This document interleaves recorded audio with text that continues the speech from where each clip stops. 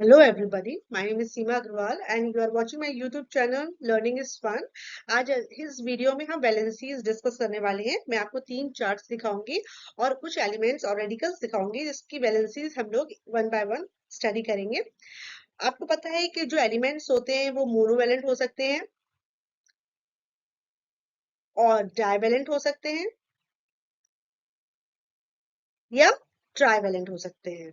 ठीक है ना, ये तो आपने कॉन्सेप्ट पढ़ लिया है, मोनोवैलेंट, डाइवैलेंट और ट्राइवैलेंट। मोनोवैलेंट क्या होते हैं? मोनो का मतलब होता है वन, जिनकी वैलेंसी वन होती है वो मोनोवैलेंट कहलाते हैं। जिन एलिमेंट्स की वैलेंसी टू होती है वो डाइवैलेंट कहलाते हैं और जिनकी तीन होती है उसको ट्राइवैलेंट कहते हैं।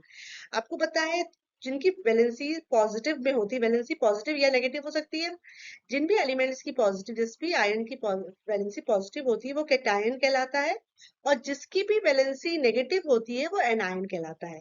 ठीक है, अब हम इस वीडियो में हम चार्ट देखने वाले हैं, उसमें कैटायंस भी लिखे हैं और एनायंस भी लिखे हैं और मोनोवैलेंट कैटायंस कौन से हैं, मोनोवैलेंट एनायंस कौन से हैं, ये हम देखने वाले हैं।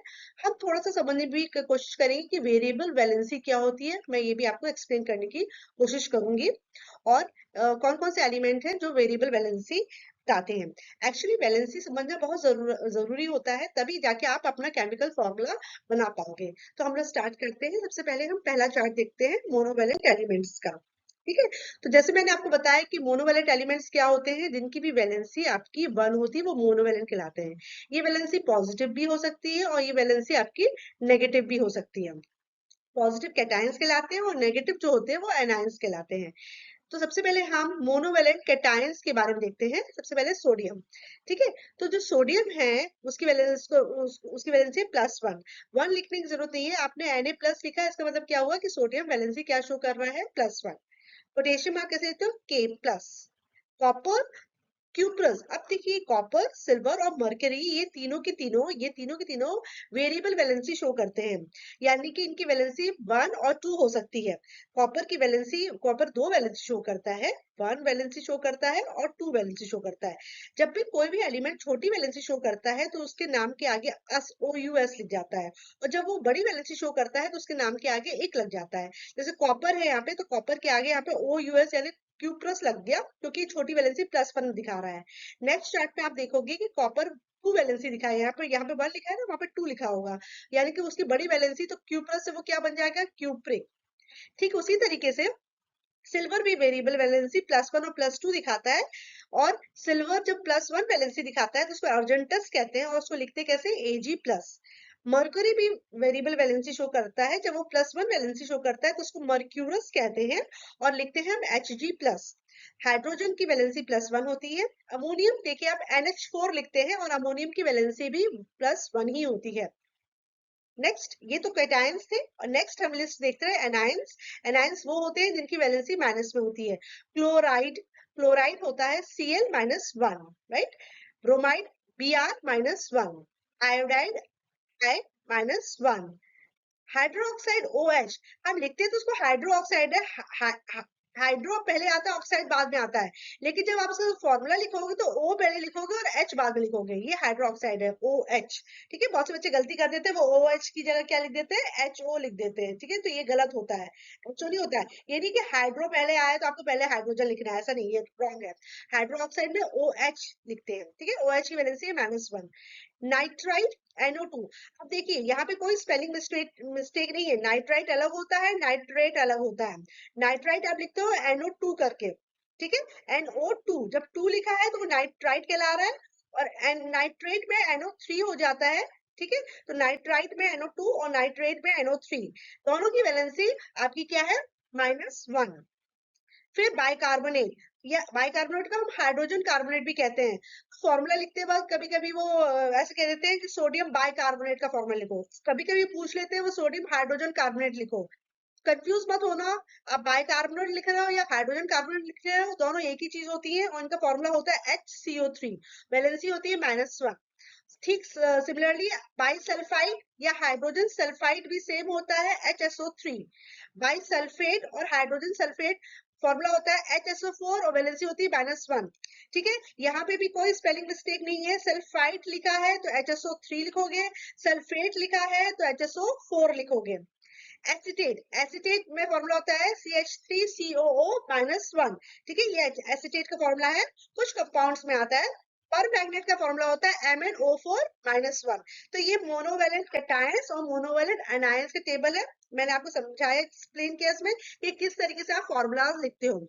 सिंबल लिखते वक्त हमेशा याद रखो कि जो लेटर आपका कैपिटल में है वो कैपिटल में ही होगा, जो स्मॉल में स्मॉल में ही। जैसे आपने देखा कि सोडियम लिखा है उन्होंने Na, तो सोडियम का जो एन है वो कैपिटल में है और ए जो है वो स्मॉल लेटर्स में है। तो यही करेक्ट प्रोसेस है। अगर आपने दोनों को कैपिटल में लिख दिया तो भी ये गलत हो जाएगा, या आगे वाले आपने स्मॉल में लिख दिया, पीछे आगे वाले आपने स्मॉल में लिख दिया,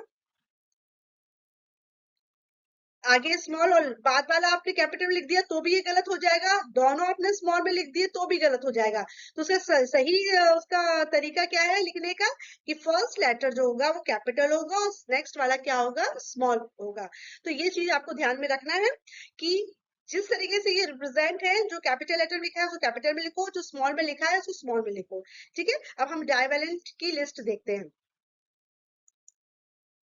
देखिए अब ये जो एलिमेंट्स है ये जो है ये डाइवेलेंट है, मतलब इनकी वैलेंसी क्या है, +2 या -2 है, ठीक है। जब हम +2 -2 लिखते हैं तो हम उसके साथ प्लस या माइनस भी उसकी न्यूमेरिकल वैल्यू भी लिखते हैं। जैसे हमने 1 तो अंडरस्टूड होता है तो हमने वहां पे +1 नहीं लिखा था, लेकिन जब वो डाइवेलेंट होते हैं तो वैलेंसी लिखते हैं हम 2+ करके। ये कैल्शियम की भी 2 होती है वैलेंसी, +2, ठीक है। तो ये कुछ कैटायंस है, जैसे मैग्नीशियम सिंबल है Mg और वैलेंसी है +2। आपको लर्न करना है कि कौन से एलिमेंट की क्या वैलेंसी होती है, ठीक है। तो ये चार्ट आप लोगों को लर्न करना है। मैग्नीशियम +2, कैल्शियम +2, बेरियम +2, जिंक +2, निकल +2। अब देखो फिर से वो वेरिएबल वैलेंसी वाले कॉपर, आयरन, लेड, टिन और सिल्वर आ गया, ठीक है। ये सारे के सारे क्या है, वेरिएबल वैलेंसी शो कर रहे हैं। मर्क्यूरी और मैंगनीज है ना, ये सारे के सारे वेरिएबल वैलेंसी शो कर रहे हैं। अब आपने पिछले वाले लिस्ट में देखा था, कॉपर ने जब वैलेंसी +1 दिखाई थी तो उसको हमने क्यूप्रस लिखा था, ठीक है ना। और अब जब कॉपर +2 वैलेंसी दिखा रहा है, +2 वैलेंसी दिखा रहा है, तो हमने लिख दिया क्यूप्रिक। तो बड़ी वाली वैलेंसी के पीछे IC लग जाता है। आयरन के केस में आयरन जो वेरिएबल वैलेंसी शो करता है, आयरन वेरिएबल वैलेंसी शो करता है 2 और 3। तो आयरन के केस में छोटी वाली वैलेंसी क्या हो जाएगी, 2, इसलिए इसके आगे लिखा है अस। यहाँ पे कंफ्यूज मत होना कि यहाँ पे 2, कॉपर में 2 लिखा है तो आपने 1 लिखा, और आयरन में 2 लिखा तो अस लिखा, ऐसे नहीं होता है। ये होता है कि कॉपर की जो छोटी वैलेंसी होगी यानी कि +1 वाली, तो उसके पास OUS आएगा, और जो उसकी बड़ी वाली वैलेंसी यानी कि +2 वैलेंसी, तो उसमें 1 आया। आयरन की जो 2 वेरिएबल वैलेंसी होती है वो 2 और 3 होती है, तो +2 के केस में आयरन लिखा जाएगा फेरस, और +3 के केस में लिखा जाएगा आयरन फेरिक। उसी तरीके से जो लेड होता है ये भी 2 और 3 वैलेंसी शो करता है, इसलिए छोटी वाली वैलेंसी में इसमें लिखेंगे 2 +2, और नाम है प्लम्बस, ठीक है। टिन भी 2 और 3 शो करता है, तो टिन के केस में भी +2 वैलेंसी में इसको स्टेनस बोल रहे हैं और लिख रहे हैं Sn2+। सिल्वर के केस में सिल्वर जो वैलेंसी शो करता है वो 1 और 2 करता है, तो इसकी जो +2 वाली वैलेंसी है वो बड़ी वैलेंसी है, इसलिए इसको अर्जेंटिक बोल रहे हैं, ठीक है। मर्क्यूरी की भी केस में ये बड़ी वाली वैलेंसी इसलिए इसको मर्क्यूरिक बोल रहे हैं, और मैंगनीज के केस में ये छोटी वाली वैलेंसी है इसलिए इसको मैंगनस बोल रहे हैं, ठीक है। तो आपको ये याद रखना है कि कौन से एलिमेंट वेरिएबल वैलेंसी शो करते हैं। अभी इस चार्ट के हिसाब से जो कॉपर हुआ, सिल्वर हुआ और आपका मर्क्यूरी हुआ, ये आपकी जो है +1 और +2 वैलेंसी शो कर रहे हैं, ये तीनों के तीनों। तो जब 1 वैलेंसी शो कर रहे हैं तो आप इसको अस लगा रहे हो, और जब 2 वैलेंसी शो कर रहे हैं तो 3 लगा रहे हो, ठीक उसी तरीके से। ठीक उसी तरीके से जब आपने आयरन को देखा, तो आयरन जो वैलेंसी शो कर रहा है, वेरिएबल वैलेंसी शो कर रहा है, वो कौन सी कर रहा है, आयरन भी वेरिएबल वैलेंसी शो करता है। और आयरन के केस में आयरन भी वैलेंसी शो करता है, लेकिन आयरन वैलेंसी शो करता है 2 और 3, तो आयरन के केस में ये छोटी है तो यहाँ पे आस लगेगा, यहाँ पे 1 लगेगा। लेड भी जो वैलेंसी शो करता है वो 2 और 3 करता है, तो 2 के केस में अस लगेगा और 3 के केस में 1 लगेगा। टिन भी आपकी वेरिएबल वैलेंसी शो करता है, लेकिन टिन की भी जो वैलेंसी होती है वो 2 और 3 होती है, तो 2 के केस में अस लगेगा और 3 के केस में 1 लगेगा। और जब मैंगनीज जो है वो भी वेरिएबल वैलेंसी 2 और 3 शो करती है, तो 2 के केस में अस लगेगा और 3 के केस में 1 लगेगा। तो इस तरीके से आप कंफ्यूज मत होना कि नंबर के हिसाब से अस और 1 आता है। उनकी खुद की वैलेंसी में कौन सी छोटी कौन सी बड़ी, उसके हिसाब से अस और एक आता है। अस आता है छोटी वाली के साथ और एक आता है बड़ी वाली के साथ। आई होप यहाँ तक क्लियर होगा। अब हम एनायंस देखते हैं नेगेटिव वाले। देखिए बहुत कॉमन होते हैं, जैसे हमने लिख दिया मैंगनीज मैग्नीशियम ऑक्साइड, तो आपको ऑक्साइड ही लिखना नहीं आएगा तो फिर कैसे लिखोगे, है ना। तो ऑक्साइड कैसे लिखते हो, ओ और उसकी वैलेंसी होती है -2, राइट। उसी तरीके से आपका सल्फाइड, सल्फाइड की वैलेंसी क्या हुई, S-2। आपका sulphide SO3-2, sulphate SO4-4, carbonate CO3-3, carbonate CO3-3, chromate CrO4-2, dichromate Cr2O7, chromate हुआ CrO4-2 और डाइक्रोमेट हो गया Cr2O7, मैंगनीट हो गया MnO4-2। तो एक फॉर्मूले है, ये याद रखो। सल्फाइड कैसे लिखते हैं, SO3।